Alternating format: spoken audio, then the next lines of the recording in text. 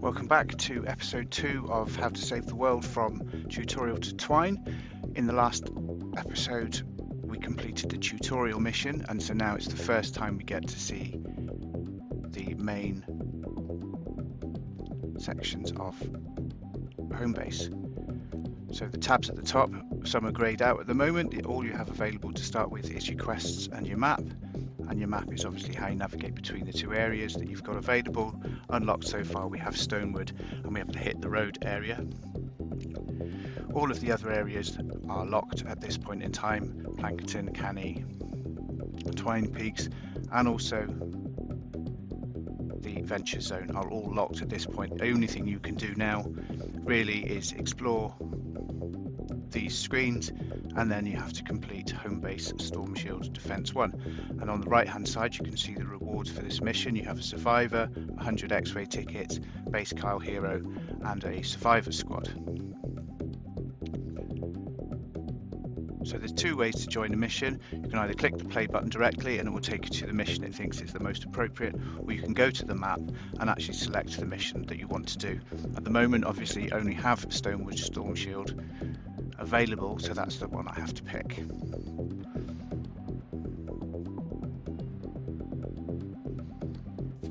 The only hero I have at the moment is Rescue Trooper Ramirez, so obviously I will be doing this mission using Rescue Trooper Ramirez. And we get a little bit of basic detail about our Storm Shield. At the moment it's power 0 because we've not been into it before. Click the button to launch it. I can't believe it! People are still alive out there, and we can save them! This could be our thing! Where do we start? Oh. I get it. I have people I'm looking for too. Look, so what if there are storms and monsters? If we all pull together, we can bring all of them home. What do you say? Closing in too fast! We're not gonna make it to the door! That's our cue, Commander. Pop, head down and prepare the storm shield. You'll be fine. Out you go!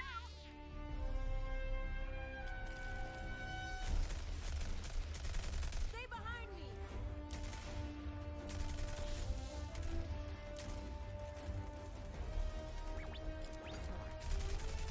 Pick up the pace, Pop! Nah, take your time. It's only a horde of monsters.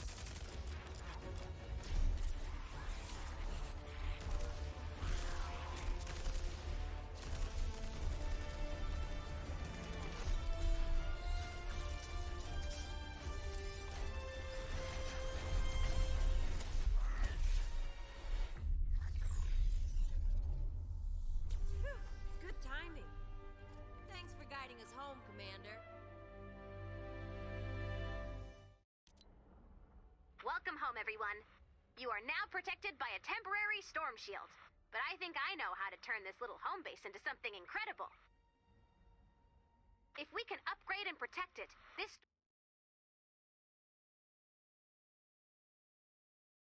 you and your construction chops come into play. You are a talented builder, like Frank Lloyd Wright or Bob. So let's get started.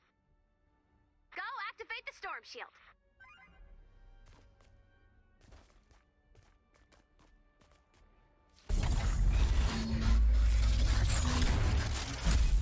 The goal is to protect the storm shield from any attackers. Here's what you can build! But we don't have the resources to build that quite yet. And here's what we do have the time and resources to build. Still good. Let's get started with the basics. Can't build without resources. Let me send some for you.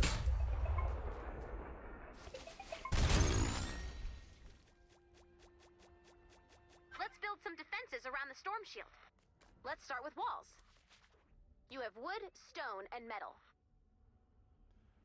At this point all you're allowed to build is what it's telling you to build. The blue outlines highlight the fact you have to put walls in, and when you have to place edited shapes you have to pre-edit the shapes before you place them down.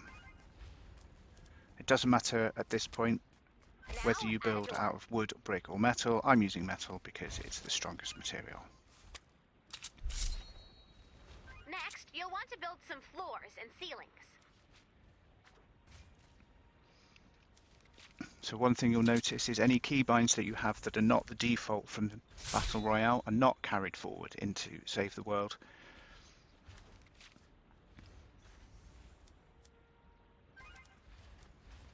You can obviously change those keybinds yourself at a later stage, but it's just something to be aware of.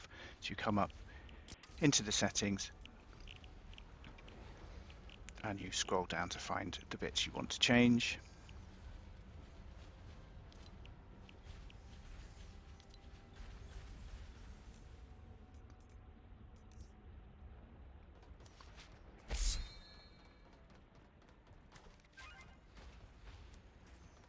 Nicely done. Looks like we could use some traps. Place a floor, ceiling, and wall trap. So traps are accessed via your trap wheel.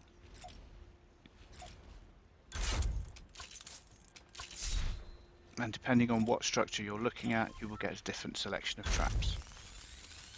So if you're looking at a wall, you'll get wall traps. If you're looking at the floor, you get floor traps. Here's what you need to construct. Low walls are great for slowing down the enemy, and they don't get in the way of your bullets. Deselect the 2 top rows, and make sure the bottom 3 panels are selected. Make sure to select the low piece you removed to make the door. Just going to change a couple more of my keybinds. Well done. You definitely have construction skills. Let's place a few more traps on structures you've built. Put them anywhere you like, but remember, this first attack will come from the south.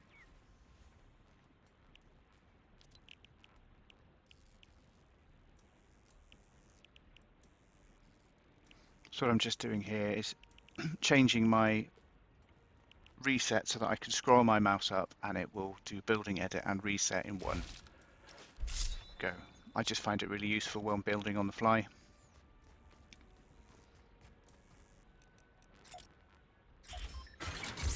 Confession time. I broke the airstrike. Let's not dwell on who crashed what into a mountain, all right? So for now, we'll stick with grenades. Here's a target for you. Try throwing a grenade at the target. Wait for it. Nicely done. Looks like we're ready to defend. If your walls take damage during the fight, you can repair them as long as you have enough of the matching material. You may want to craft some more ammo, but after that, you're all set. When you're ready to start the fight, select Expand Shield from the Storm Shield console. Camp.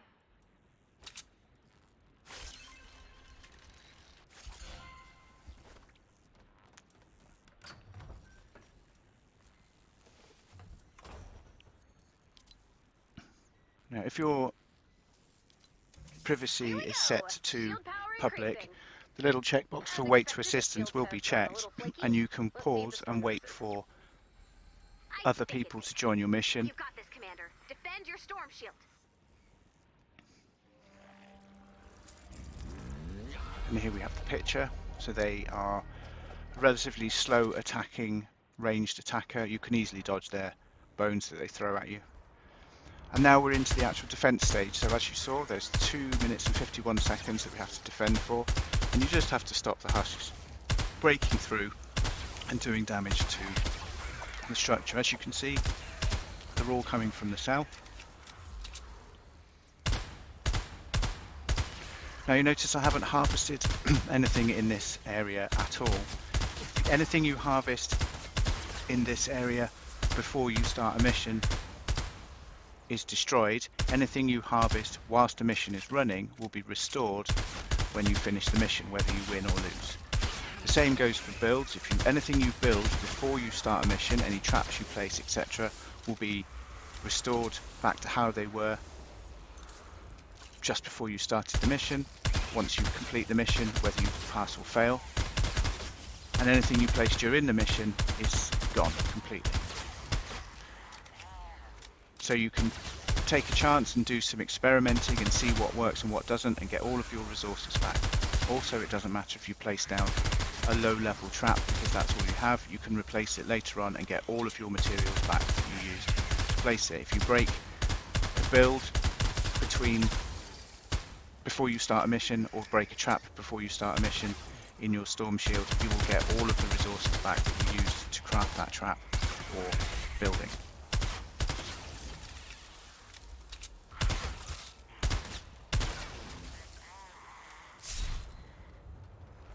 So the wall darts there go 6 tiles, you can see how far that is.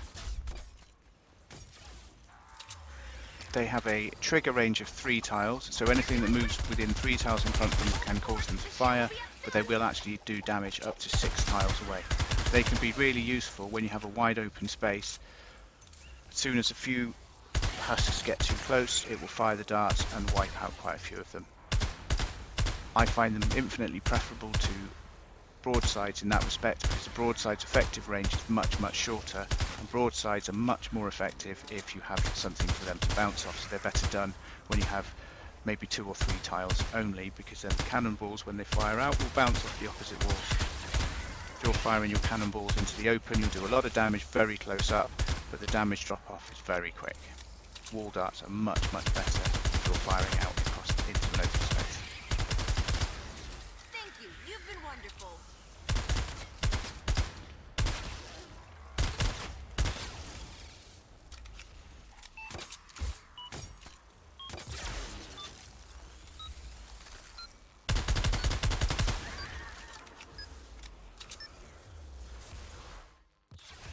Way to go.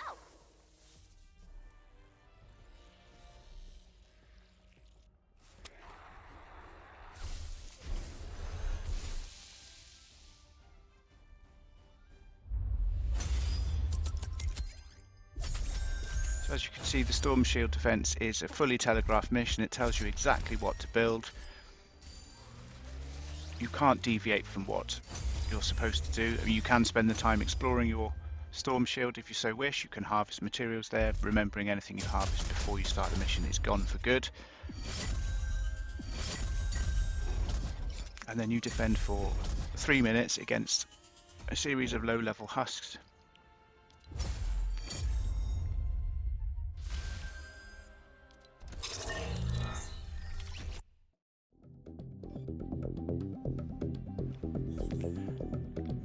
And there you see we get our rewards for a level 3 chest, we get some Battle Pass XP, we get some Hero XP, we get a mini reward llama, and some more Battle Pass XP. We've completed the first quest where we upgrade a pickaxe. There are 6 stages to this. And we have completed our Storm Shield Defense 1, and that gives us the 100 X-ray tickets. Those are used to purchase llamas from the llama store. If you have a founder's account, you would get V-Bucks and X-ray tickets, but if you don't have a founder's account, you only get the X-ray tickets. You get base Kyle, you get a common survivor, and a second common survivor. And you also get access to daily rewards. So each day that you log in, you can pick up a reward. If you miss a day, you don't get the reward for that day, but you don't lose out from it. So if I log in on a Monday and a Tuesday, I will get day 1 and day 2. If I don't log in on Wednesday, but I log in then on Thursday, I will get the day 3 rewards. So every day you log in, you will get the next reward in a line. And after about a month, you start getting X-ray tickets on the 7th days, and then there are additional ones beyond that. The shield is up, the survivors are safe, and Ramirez is ready for action. Not a bad start. Locke, let's see that status report.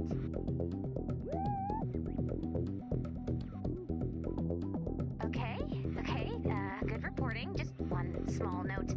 Let's maybe try not to cry in the war room. Even if the storm is closing in and our power reserve indicators are flashing red, which is not energy efficient at all.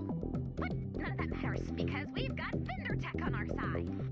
Our sensors are picking up an active vendor tech research facility in this zone. Lead the way, Commander. Now, as you'll see at the top of the screen, we now have unlocked a lot more tabs up there. We still have our quest tab, which lists out all of the quests we've got. We've got our map tab, And we've now got a command tab, an armory tab, a locker tab, a llama shop tab, and a store tab. So the command tab is where you will look after all of your heroes, survivors, defenders, etc. So all of your personnel in here. Also your research is covered in here when you get onto that.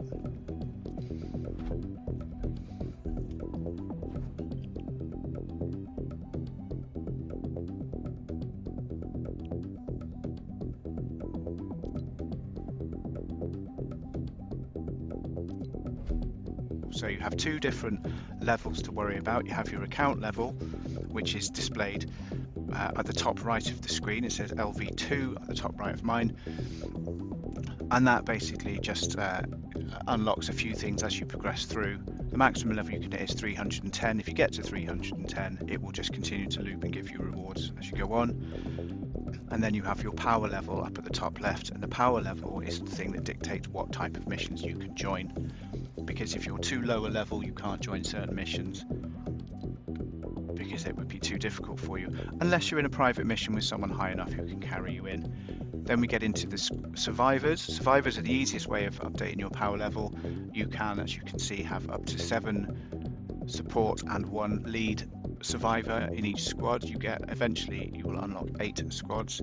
At the moment I'm using autofill until you've got to the point where you've got a lot of survivors to choose from. Autofill is absolutely fine. It's just going to push your power level up.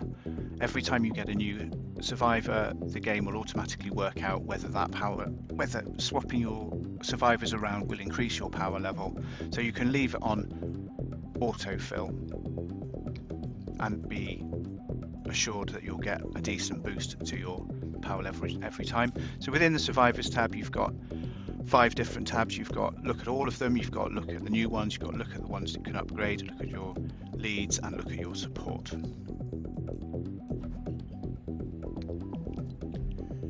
Now, as you remember, we got a new hero from completing that mission. So we now have a constructor as well, and as you can see, he will make all of your buildings 28% stronger if you use him. If you use the special ability he has called base.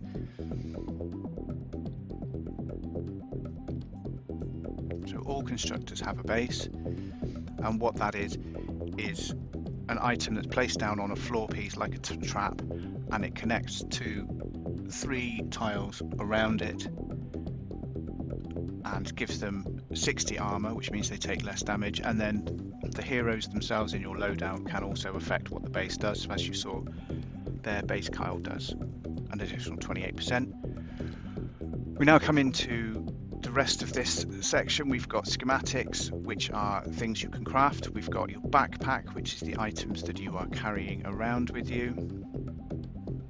And this backpack is divided up into ranged weapons, melee weapons, ammunition, traps, and crafting materials.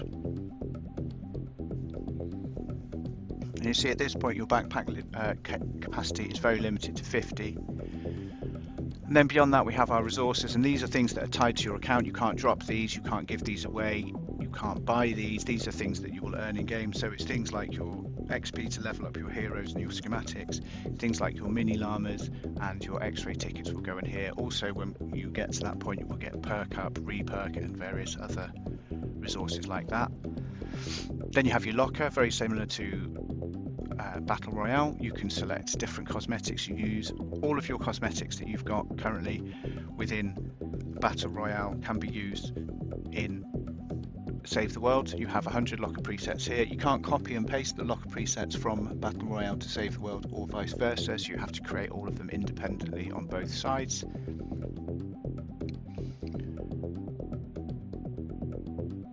And then we have the Llama Shop. Now the Llama Shop is where you spend your X-ray tickets on llamas, and on the right hand side you can see what's contained within the llamas, so you can make the decision whether you think it is worth spending your X-ray tickets on those llamas. Now down here you can see I've actually got a free llama here. It's not going to cost me anything, so I'm just going to have it. And the process of every llama is exactly the same. You hit the llama and it basically gives you a bunch of stuff that's in the llama.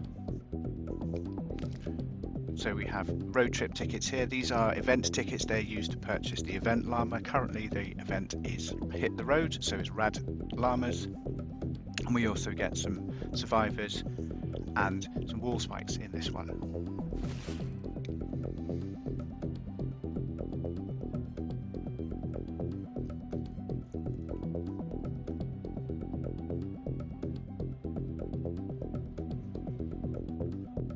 As you can see, these two items, I don't have existing versions of those, so they have a little red exclamation mark. If I want to look in more detail at what's in the llama, I can click the magnifying glass icon and it will allow me to go in and actually look at the details of the items that are within the llama, so I can make an informed decision as to whether or not I want to purchase the llama. Most llamas will give you an equivalent number of season tickets for whichever event llama is currently available. So a 50 V-Buck llama will give you 50 X-ray ticket llama will give you 50 tickets. Now, as you can see, this legendary troll stash llama is 500 X-ray tickets. I don't have 500 X-ray tickets, so I can't buy it. The middle tab, the loot tab, that shows you the season llamas. As you can see, the rat llama, they're 500 tickets each. And I have the mini reward llama. As the name suggests, the mini reward llama is a mini reward. You can't see what's inside them, you can't buy them, they're absolutely free. You just earn them from winning missions, and you can get other items such as gold from those. As you can see, I've got a couple of new survivors, so the game has automatically worked out which are the best survivors for me. And then I move on to the items tab, and this is where you spend your gold. Two sections to this. You have a weekly items on the right hand side, that refreshes with the shop reset on a Thursday, and the event shop on the left hand side, that refreshes when the event ticks over, and you have the whole season to earn the gold to purchase those. The last tab then is the store tab, which is very similar to the store tab on Battle Royale, except you can also see you've got the Save the World starter pack on there as well. So you can purchase V-Bucks here should you wish to use the V-Bucks to buy your cosmetics. You can't use V-Bucks to buy anything within Save the World. They can only be spent in the main Battle Royale shop on cosmetics. If you've made it this far through the video, thank you for your time, and I hope you find it useful. Thanks for watching.